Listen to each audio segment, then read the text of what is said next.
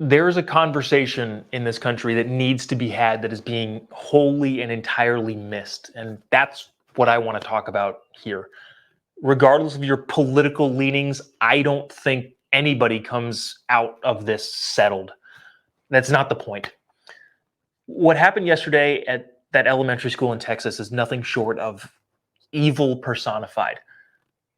A shooter went in and killed 21 people. At least that's where the number stands at this point, including 19 elementary school kids. There's no amount of condolences that will ever make the families that are going to be severely affected by this right ever again. And that's something that clearly needs to be discussed. We have a problem. Yes, mass shootings happen in other countries, but we have a lot of them here. And for people that I generally tend to agree with, to ignore that is not going to make it any better. I'm new at this. I'm pretty new at this, talking about the world and the world events and politics. I've never experienced something this bad and this heinous and have to talk about it. I don't really know what I'm supposed to be doing. All I know is that I yesterday tried to observe what was happening.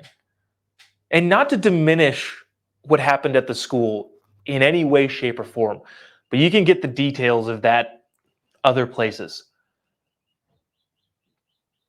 What I observed yesterday explained to me why it is that anytime something like this happens, nothing really ever changes. And honestly, I'm not entirely sure that I can fault really anybody for their response to what happened yesterday. Like I said, it was terrible. And a lot of the commentary that I saw from people all over the political spectrum were emotional responses to clearly an emotional story. If you didn't have an emotional reaction, there's something wrong with you.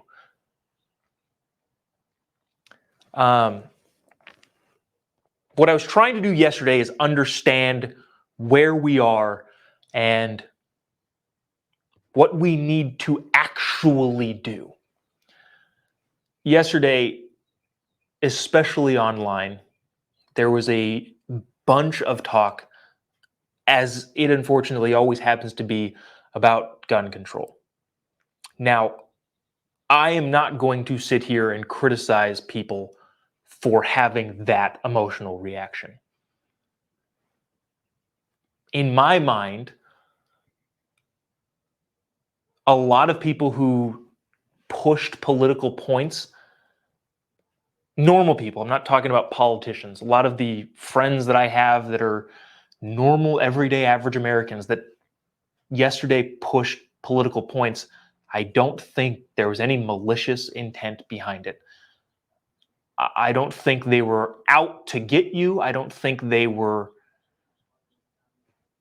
at all trying to do anything malicious towards anybody else. It was strictly a reaction of, we have to do something. And I can't fault that reaction at all. What happens, though, or what happened yesterday that I saw with a lot of the political stances, especially around gun control, was what it immediately did was put the other side on the defensive.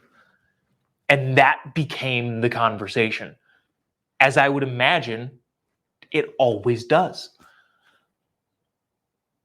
The emotional response for enacting gun control, and by that I really mean doing something.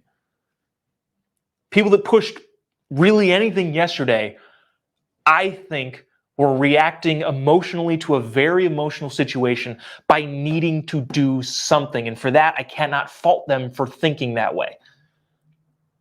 That invoked a response of defensive rhetoric from the other side of the aisle, and I can't fault them for that either. But what happened was the conversation among my friends, among every average everyday Americans, was centered around this idea of gun control and completely missed this big societal cultural issue that nobody seems to be addressing.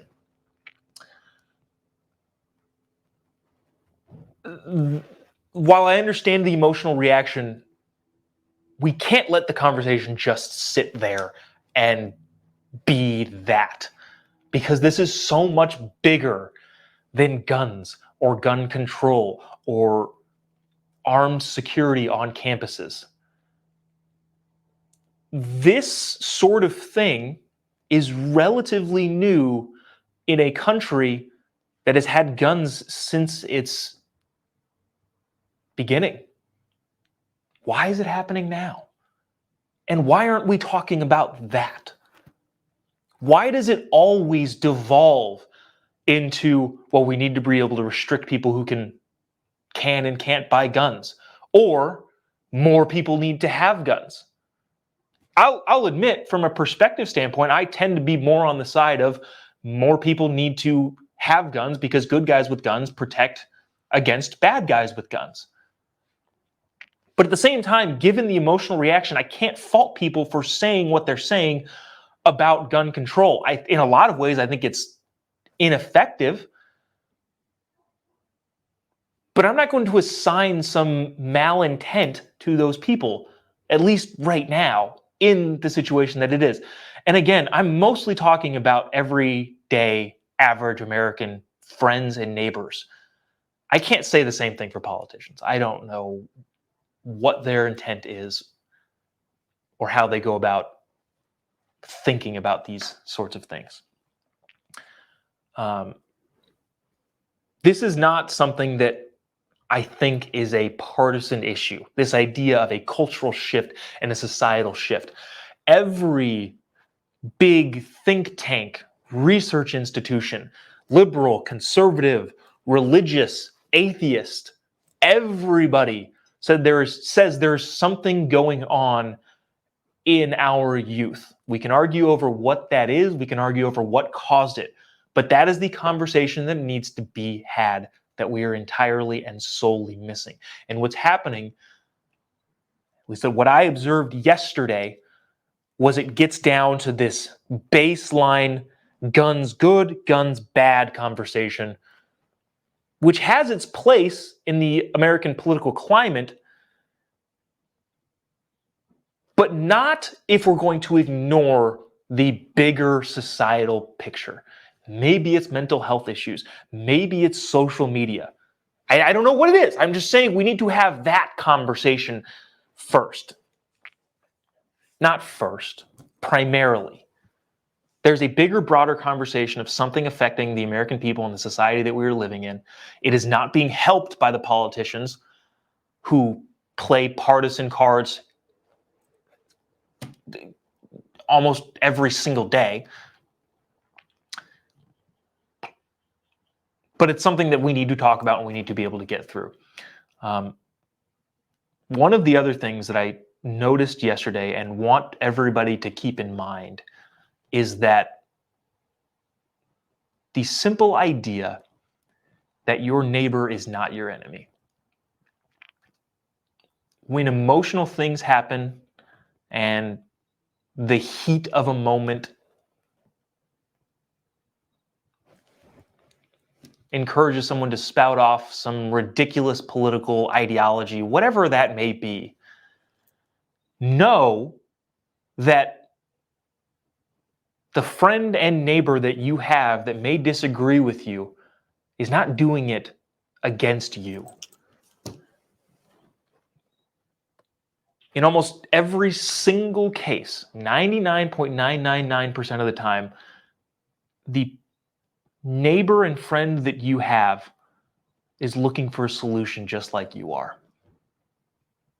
Because in the reality, all of us have the same goal. All of us want to create a more prosperous society for the country that we live in. We want things to be better for ourselves and for our kids and for our future. We have disagreements about how we get there, but in the end, we all have the same goal. Your neighbor is not your enemy. Again, I can't say the same for politicians who use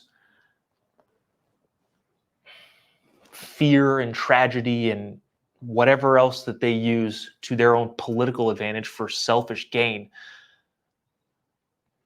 But the person and the friend that you've known since high school that posted something on their Instagram story that said something completely out of line with what you think and what your ideology is wasn't meant as an attack on you. It just wasn't. People are trying to find solutions. And if we can get past the idea that solution-driven, everyday average Americans aren't trying to do it to you, I think we can have a bigger and broader conversation. I think we can have that conversation exist to where we aren't at each other's throats each and every time we open our mouths on any political ideological issue.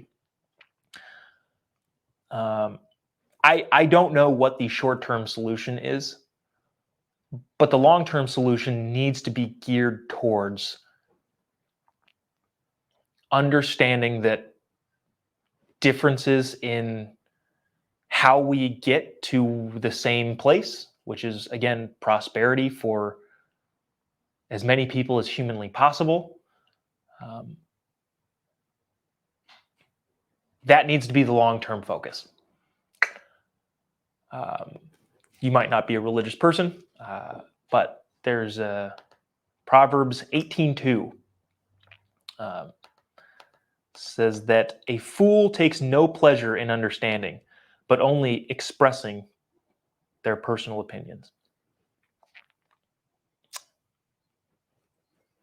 Regardless of your religious affiliation, that's true.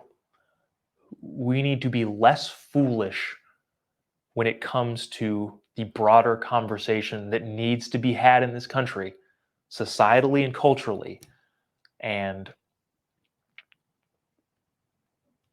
understand more, or at least try to understand more. Emotions are high right now, and I can understand why. Your neighbor is not your enemy. Everybody's looking for a solution. Everybody's hurt. There's a conversation that needs to be had, and we need to do our best to be able to facilitate that. That's going to do it for us. See you tomorrow. God bless America.